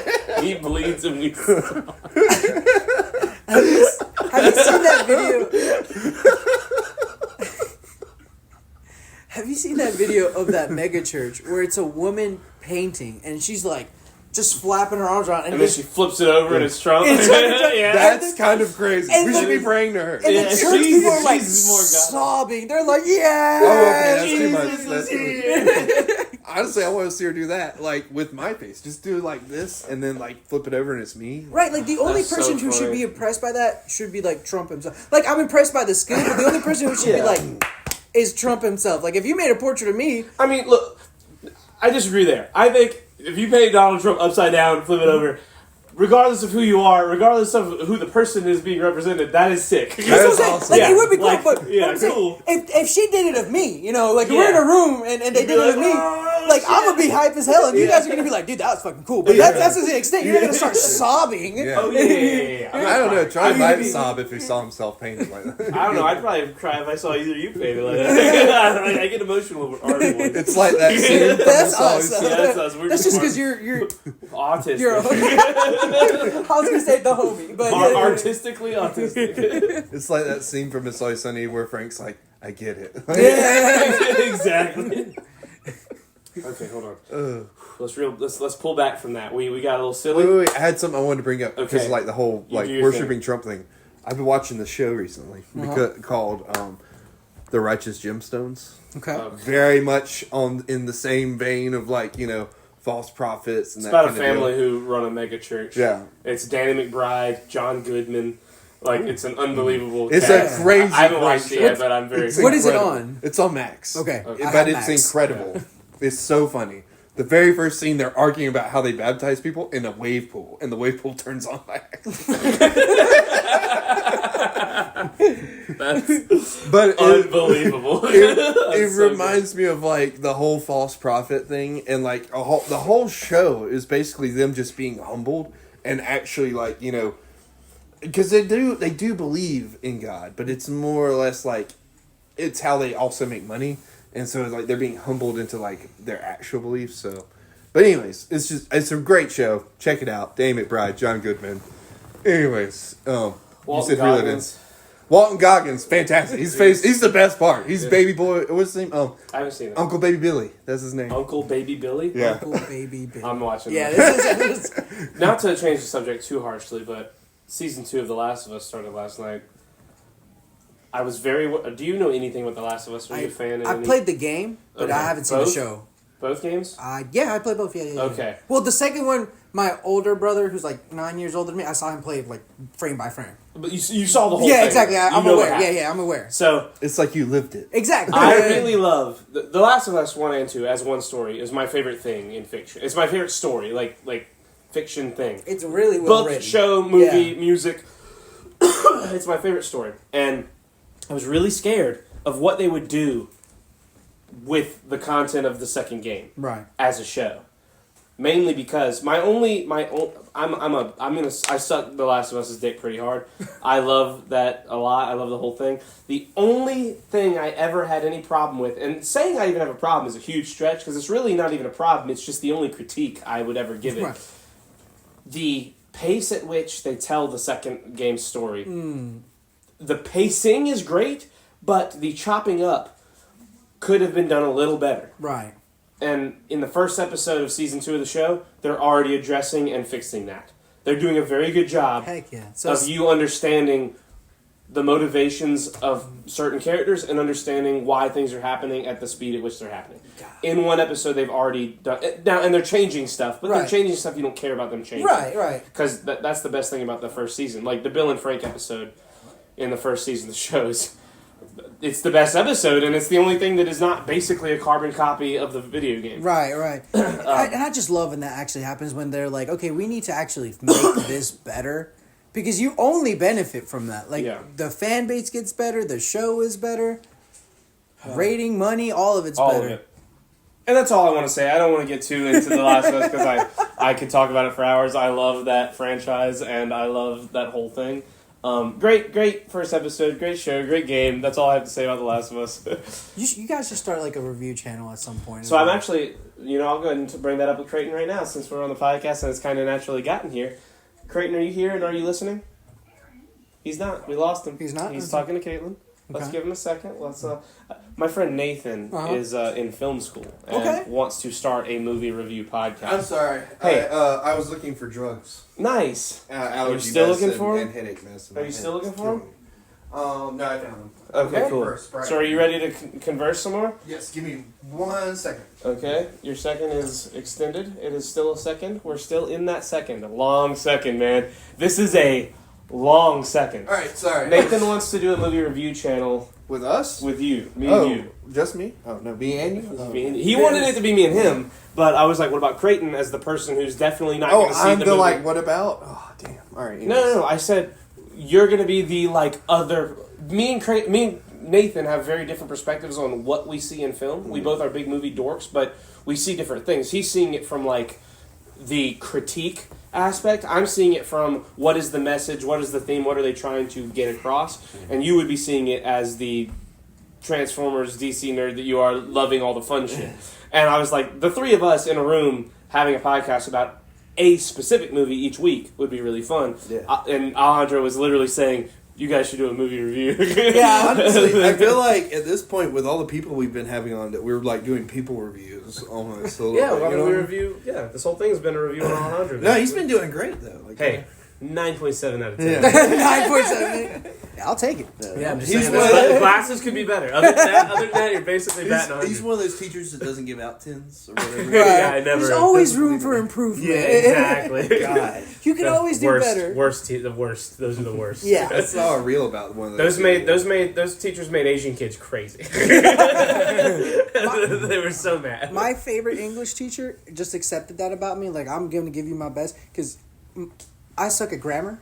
Yeah. I've never written a rough draft. It's always straight final copy. Yeah. So yeah. I would just turn that in, and she gave me a lot of slack for that because she was like, "This is what I'm gonna get," and I was a decent storyteller. Like, it might be misspelled, grammar's terrible, but she was like, "The content is pretty good." Yeah, chef's kiss. On Exactly. The content. So she gave me a little That's bit of a basically curve. the Shirts Off podcast. That's a good point. That's pretty much any successful podcast. I can't tell you how often I'll listen to Joe Rogan talking to a legitimate, like, number one person in whatever field he's listening to, and both of them will mispronounce words. And I'm like, bro, you just, like, mispronounced a dictionary. That's crazy. Like, how are you mispronouncing words about words? That's why one of my favorite interviewers right now, like podcast interviewers, I guess you could say, is Theo Vaughn. Just like, yeah. Bro, oh my god, He's he just- is so great. I really liked he had a very thoughtful way of seeing the tariffs that Trump is putting up. Did you see his I haven't take seen on that it? take on that yet. His take was, listen guys, I've been, I do pretty good as a comedian. He's being incredibly modest. Right. But he said, I've traveled the top 200 cities on this planet that have comedy. Every city I travel to, every city that I've toured for the last 5 years, every business is boarded up. Nothing's open. These cities are dying. And, like, I'm not saying that all of these tariffs are a good idea, but we got to do something different to figure out where the holes in the problem are. Because this is the only... Right now, big businesses in these cities are dying, and everyone's leaving the cities and going other places. Yeah. And that's not how we're going to survive. We need life in the cities. The cities are hubs. And, he had it was very thoughtful the way he did it. He was being very, like... I love Theo, man. He's so... People like him because he says crazy shit. He says some unbelievably crazy shit. But at the end of the day, he is a very thoughtful person. He really sits there and, like, if you ask him a serious question, like, you just stop him and go, what about this? He's like, I don't know. That really makes me... Hold on, let me think about that for a second. And he sits there and he thinks about it before he says something. Genuine is definitely the word that comes to mind. Yeah. Because, like, even with how outlandish some of his stories are, Yeah. I don't think I've ever been like, I don't believe that. Yeah, it's that's true. crazy. That's true. Like, I've never been like, I think he made that up. I think that, like, a lot of it, when he was talking to I was watching one of his podcasts and he was talking about how his dad was so much older than him. Yeah, like, his dad had him when he was 72. Yeah, and, like, passed away when he was, like, what, 15 or Like 16? 9 or 10. Yeah. Like, very young. Like, that kind of made sense to me in that, like, you can tell he was raised, for the most part, by an older person because of the way he carries himself and the way he thinks about things. Like, have you ever noticed that with people that you guys are friends with that have older parents or, like, Yes. parents that are, like, way more older than you would expect them to be? Yeah. I don't know where that comes from because a part of it seems like it comes from fear. It's like, damn, this might be the last thing I say to him. So let me think about it for 2 seconds. Low key. I mean, I don't know. I can see it. I see it in myself because my mom, like, no, not talking shit on my mom, but my mom is, like, older out of the parents that I've met with A little. the friends that we have. She's not, like, way old. No, but she's older enough for it to be, like, a noticeable difference in the way that I was raised. Okay. Comparatively to, like, how, how I you think were that raised. was. Or how, I think that was more that your mom was a teacher. than That it could is- be than part it of is it, her age too. because she's what 59? She's turning. Yeah, she's This week's her birthday week. okay. Well, yeah, that's only she's turning 21. yeah 21. 21. She's only She's 7 been years older. 21, yeah. She's only 7 years older than my dad. That's not that wild. Yeah. of a Yeah, age she's difference. old. Maybe it's the teacher thing then. I don't know. When I talk to people about like how they were, but then again, I was a hellion as a kid. Yeah, but you're also, crazy. I don't know. When I talk to people how I was raised and the things that like I was taught, like they're just like, what you were like not able to be on the internet until you were 12, or you weren't able to like have a phone till you were 14. Like it's a lot of the things that. Like, I don't want to say it's like a maturity thing, because it doesn't seem like it's a maturity thing, but it's like her worldview was different because of the way she was raised, even though it's just that 6 years. I mean, think about like with us. I mean, the high schoolers that went to high school 6 years after we graduated, or graduated 6 years after we did, night and day, I feel like, compared to us. And then even more so now that we've gotten older. I mean, even like literally the year that I graduated, the next year, they remodeled the whole school. Yeah. Like the year I graduated, the very next year they remodeled I the went whole back school. like 3 or 4 years later, and I was like, "This place is a fucking prison." Yeah. It's crazy. Like I thought it was a prison when I was in high school. Right. It was like legitimately a like solitary confinement. Yeah. It's scary. And Like, I you're get- walking around. I'd be more afraid if there was a school shooting now than I would have if we had been in school, because Well, you could have gotten out. Yeah. You can't get out of that bitch They now. might It's scary. They're thinking about adding metal detectors. That I wouldn't be. I think is a good idea. Yeah. I really, honestly. Well, I think it's scary as a kid to have to need that, but like at the same time, if I was a parent, like I'd want as much like detection of shit like that as I could for my kids, knowing that they're going to a place that they're active, like trying to make sure there's no guns there. Yeah. Because I knew kids that had guns. Kids showed me their guns when we were in school, bro. Yeah. Like they were like, Yeah, look what I got. Like it was cool. Yeah, I've seen a lot of Motherfuckers those. rolling dice in the bathrooms with a wad of 1s and 5s, like that I'd be proud of now. Yeah. Like it's crazy. Like Do you remember when people would just come to school and visit? Like they wouldn't Yeah, check in with the I did. office or anything? And like I did. I was one of those kids. I went and saw Mr. Selmer for like 4 years after. Like if I went to Learn TV and like it was the end of the day and like Richie had already gone home, I was like, I'm gonna talk to Mr. C. And I would just walk to the school and go talk to Mr. Summer right in the same classroom. He was the crazy. coolest. You can't do that now. No. It's because it's not as safe anymore. Like I think a Yeah. part of it has to do with it just not being safe. Because Yeah. we're the only country in the world where guns outnumber the amount of people. For Yeah. every 10 people, there's I think 13 guns. Something like that, yeah. Like it's ridiculous. We have the highest amount of gun violence in the top richest nations, and even if you don't include the top richest nations, we're in the top 97 percentile. Like like it is just the boom of firearms is an issue. It is a good thing that they're thinking about doing that in the high school in the sense that it could deter things, but there are other options to deter these things. Because again, even going back to those Facebook comments, there was one guy there who said, because I remember having this back and forth with him, he was like, a good guy with a gun would have stopped this. But there were people with guns in Walmart. Did you see people saying that? Yeah. In the thing? Because I don't think that like what they chose to do was wrong by just leaving, because I'm not gonna lie. Like, I don't keep a gun on me all the time, but if I was in that situation and I had a gun on me, I wouldn't want to just get involved. I would want to get to the exit the quickest. You know? And even with that, because like my thing was like, the situation that happened was that somebody shot a gun in Walmart, people got hit.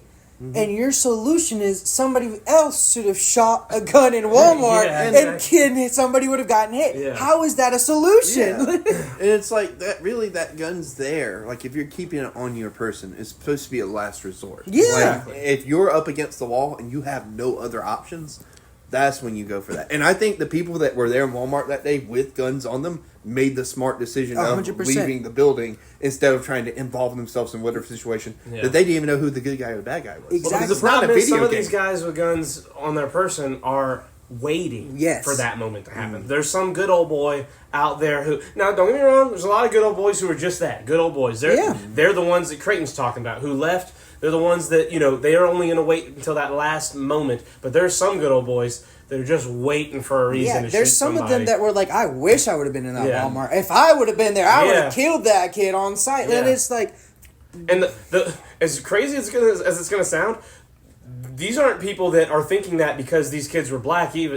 They just want to shoot a motherfucker. Yeah, exactly. They don't care who it is. And in this town, that's what you would go to first. Is some people would want to do that. No, the really sick shit is motherfuckers just want to shoot that gun. Yeah, that's the crazy part. And I do think education there in that way is the most important thing. If you're gonna have guns in a society, it should be way harder to get them. 100%. And you should have to, I've got a gun in my pocket. I didn't have to go to a class. I didn't have to go get a permit. Now, I got one because of the way the world is. Right. I'm a reasonable person. I know if, shit goes down, I don't want to, hope no one sees me who has a gun in their hand. Right. I want to be able to, if, like Creighton's saying, if I'm pushed in a corner and if I know someone's coming and if I know their intent or have a pretty good idea of it, right. I want to be able to defend myself. Right. But I hope I never even have to fucking let anyone see it. Yeah. But, it shouldn't be as easy as it was for me to get it. I went to a place with my buddies and they were like, this gun's on sale. And I was like, that's too cheap not to purchase. That should not be. You shouldn't be able to walk into a place where a gun has got a red tag on it. And you're like, ooh, time to get a gun finally. Well, that's exactly how it happened. Is it Arbor Day already? Exactly. Am I proud that that's how it happened and that how I have one? No. I wanted a gun for a long time because of situations and things that I've seen happen. Not because I want to shoot it. I've never shot it. Still, I want to go to a shooting range to do it, but that shit's expensive. Yeah. So So again, at this moment, now I've shot a lot of guns in my life as a kid from the South, but it's been a long time. I haven't been hunting in a long time. Yeah. I haven't been to church camp, which hilariously is where I've shot the most guns, in my life in a long time. But I think it speaks to the positives of our immediate community that there wasn't people just barging in there to shoot some kids. That's true. I think, I know that you guys are talking about, we live in a world where there's, these good old boys wanting to shoot people. I just want to reel it back real quick to that. But I think, we should look at the positive in that there are more people, at least on paper, or that we've seen in action that didn't just charge in there, guns blazing, and shoot some kids. Well, on paper, that's probably because 70% of the people who live in the city of Lancaster are blue and lean towards stricter gun regulations. They want to pass this because if this was, what is it called, Smalls in Kershaw? If that would have been the incident there, I'm 90% sure more than a couple of people would have died. The second one gun would have been out, a standoff, you know? I mean, I've talked to some of those people. It would have become a fucking free-for-all match. Yeah, exactly. I've talked to some of those people, man, and I mean, the ones that I've talked to, sure, they're look at my gun, whatever, but they're never they don't seem like they would be happy to just go and fire at somebody. Yeah. You know what I mean? Well, what you guys were talking about. The scariest part to me of this of all of the gun issues in this country. Let me rephrase that. Not the scariest, but a very scary aspect is police officers having to operate in a world where they know that a majority of the population is potentially armed. Have you seen the video of the veteran police officer who he's teaching a kid why to wear their seatbelt, and the video is less than 6 minutes long. From telling this kid what's happening, inside of 6 minutes, he stops a mass shooter who has already shot a few people at a mall. Jeez. Is next to the car talking to a mom and the kid. You hear the shots go off. He immediately is get in the car, get the fuck out of here. And jumps into action, reaches in his car, grabs an AR, and it's obviously a big dude. Right. But he's fucking booking it, knowing what his job is. And while on the radio, he's telling cops hey, be careful. Civilians might be armed. Make sure if you see them, be aware that there are people around that might not be the shooter that are trying to act. Make sure you don't kill innocents who are trying to do the right thing / trying to help. That is something they have to be cognizant of. And that's fucking scary when you're looking for a guy who's shooting a gun. Yeah, for sure. Am I shooting the guy that's being the mass shooter? Or am I shooting the guy that's trying to help me? How do you juggle that? And when you're the cop that accidentally shoots the other guy, how the fuck do you live with yourself after that? You know what I mean? It's literally Carl Winslow in fucking Die Hard. And that's he's not Carl Winslow, but you know what I'm saying. That's the other side of the gun issue with the policing in general. It's a 9-month program. Mm-hmm.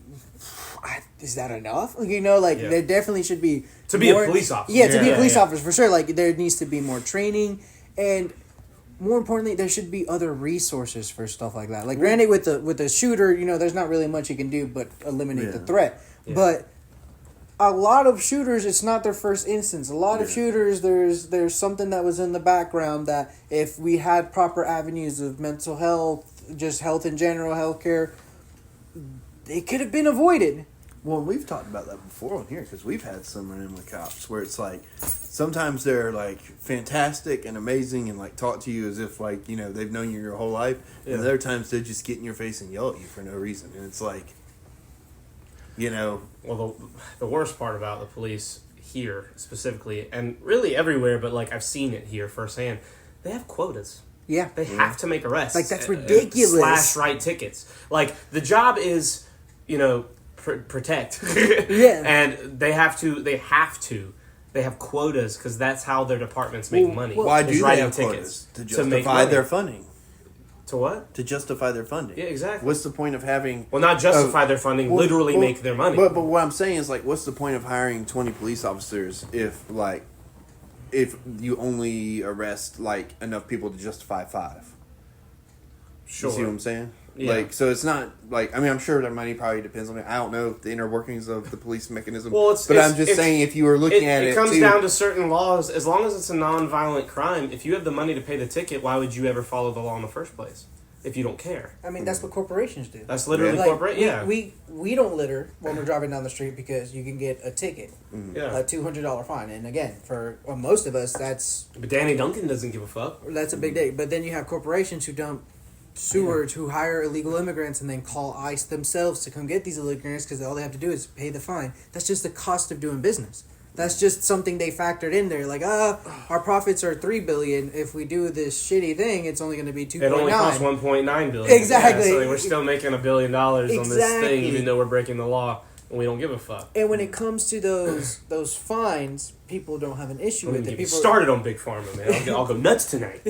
people are like fine with that, but again, when it comes to like, okay, maybe we should tax them a little bit more, then people have an issue with that. Oh, we need to? Oh, okay. In a minute. Okay. I was going to throw in one more thing just because of conspiracy brain. But There we go. listen, I've been I've been listening to people talk to me about like things that they've read about these documents Like with he knows JFK. how to read. And a lot of the CIA stuff with like, like the way they insert themselves into propaganda to make things happen have had me thinking a lot about these shootings that we hear about. Not that I'm saying that they're fake, but it creates that doubt, you know what I mean? And I don't like that it's created this doubt in my mind. That's why I need you to hit me with some stats, Alejandro, to bring me back to reality. that's part of what I mean. Like educating is important. Like being involved, and right now being the time to do it because people are confused, people are scared. So conspiracy theories tend to make more sense the more freaked out the general population is. So in terms of you just got to get a little bit educated because. Yes, that's happening. That's happened in the CIA and all this stuff has happened. But if you're aware of it and you can kind of see that we're going in that same direction, then you can just be like, hey, this is actually happening. But you have people who just hear the conspiracy theories and they're like, this conspiracy theory is happening. And it's like, look, it's based on some... The Yeah. problem Some word truth. is conspiracy theory. Exactly. Instead of conspiracy fact. Exactly. Like, Conspiracy is a word that has a definition. Right. People conspired to keep something secret. When that thing gets found out, it is no longer a conspiracy. Right. And people are keeping conspiracy theory tacked onto things that we have proven. exactly. And that is a very problematic Well, and the action. problem is like some of these theories don't like sound too far out there because of like the shit that our government's pulled in the past. It's like, and I'm not saying that it's true. I agree that a lot of the shit that Alejandro's talking about with needing the education, needing like to be able to talk earlier at an earlier age how to handle weapons and how to like be in the right mental state to even have one. Yeah.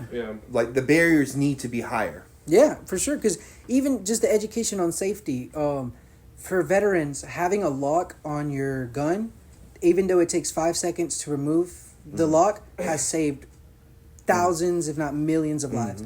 And it's just, if you don't tell the veteran that, or you don't tell the person who's at risk of that, there's another death to suicide. Oh, yeah. And even with, like, the gun shooting that happened now, they're like, bad people are going to get guns either way. 97% of all guns involved in violent crimes, regardless of them being stolen, came from legal avenues, whether it be somebody just traded in their gun at a gun show, they just went to a pawn shop, they went to a trade shop. Those were legally owned guns that happened in violent crimes. Well, and I think too, like, you know, what 90%, or I don't know this percent, I'm throwing a number out there, but in my experience, like, a lot of the bad people out there are either people dealing with mental health problems or people that are, like what we were talking about earlier, ignorant of a certain... They're not to a certain actually bad extent. people. Exactly. So I think a lot of it comes, if you want to attack the problem without having to, like, if people are worried about you taking away their guns, or not you, but, you know, about their guns being taken away, the best way to attack that problem is by educating the community and getting out there and, like, showing people a better way. Yeah. And being a better... And we are getting out there. And if you want to get involved, please, please, please contact me. Kiks Again at Yahoo or gmail.com. I made both because some people complain about me having a Yahoo and call me like, they're like, what are you, like 50? And I'm like, okay, well, but yeah, so as they should have, you dirty Yahooian. so Kiks Again at yahoo.com, gmail.com, Kiks Again on Instagram, on YouTube, on Twitch. I haven't posted content on YouTube yet. Editing is so hard. It is so hard. But content coming soon. But yeah, get involved. If you live in Lancaster, please contact me. I have more canvassing events. We're doing basketball tournaments for the youth. We're going to be trying to set up a boxing place for the youth here, and trying to set up a women's boxing pro. There's just a billion and one things that we can do, and any idea you have, bring it to me and we will try to make it happen. So Do you have any upcoming events for May? Because this will be coming out about midway through May. So the number one thing that we're going to have is May 30th. We're having a town hall event. Okay. We are in the process of getting Ralph Norman himself to come down so we can have it. It's seeming like it's going to be an empty chair just because Ralph Norman hasn't done anything since he's been elected. So there's just a high chance that he's just not going to show up. Yeah, dude. Again, the Progressive South has opened up so many avenues. 2 days after Jermaine Johnson went viral on TikTok for chewing out the house, he sat across from me at a table at a convention. I literally looked at him and I was like, huh. I was like, hold on. Like, and I gave him I have his phone number. Like, I have 3 senators, 4 House representatives' phone number in my phone. So we are taking action. We are doing the change, and it's happening. And if you want to be a part of it, hit me up. Let's do it. And we're probably going to make this, too, a regular thing where we have you come on monthly and just be like, if that's okay? Yeah, of course. I appreciate that. Like, ooh, I don't know. No, because especially because now that I'm, like, more stabilized, my agendas are starting to be planned months ahead. So when I come, I can be like, here's certain dates where we're doing certain things. Yeah. And if you know anybody, too, in the community that wants to come on and kind of talk about what we're doing, or wants to come on with you, you know. Okay, yeah, we could definitely make that happen. Because, I mean... And one day... we might do it with Aline here. Yeah. Short update, he texted me in the middle of this and he goes, bro, I'll be at the trilogy. So that son of a bitch. So we'll see, because that's what was said about the sequel. So, we'll see. It's like the Nick Fury cameo at the end of each Marvel movie leading up to Avengers. He won't be here. I just don't think he fucks with you. Thank you. Keep that alive. Anyway, thank you, Alejandro, for coming on. Thank you guys. Shirts Off, episode 18.